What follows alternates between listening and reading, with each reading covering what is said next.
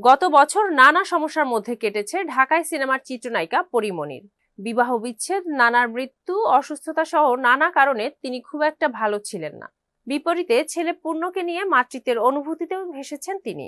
এদিকে শোককে শক্তিতে পরিণত করে নতুন বছরে নতুন উদ্যমে কাজে ফিরেছেন এ নায়িকা। চলতি বছর পরীমনি ঘুরে দাঁড়ানোর প্রত্যয় নিয়ে এগোতে চান, কারণ বেশ কিছু ভালো কাজ হাতে রয়েছে তার, যেগুলো চলতি বছরই মুক্তি পেতে যাচ্ছে।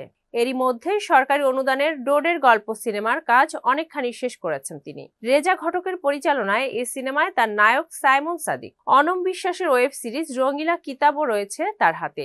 অন্যদিকে এরই মধ্যে তিনি ভালোবাসা দিবসের বুকিং শিরোনামের একটি অ্যান্থোলজি ফিল্মের কাজও শুরু করেছেন, যেটি পরিচালনা করেছেন হাল সময়ের অন্যতম সফল নির্মাতা মিজানুর রহমান আরিয়ান। পরীর হাতে রয়েছে TM ফিল্মসের খেলা হবে শিরোনামের একটি সিনেমাও। এই সবকটি কাজে চ্যালেঞ্জিং চরিত্রে দেখা যাবে পরীমনিকে। তার কাছে প্রস্তাব রয়েছে আরো কমপক্ষে হাফ ডজন সিনেমার। তবে এ বছরটিকে নিজের ক্যারিয়ারের জন্য অন্যতম বছর হিসেবে দেখছেন পরীমনিও। তাই অনেক ভেবেচিন্তে পা ফেলছেন এ নায়িকা।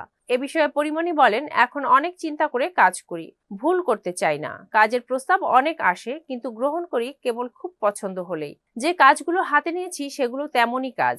আরো কিছু ভালো কাজের প্রস্তাব হাতে আছে, সেগুলো যদি করি সামনে সবাই জানতে পারবেন।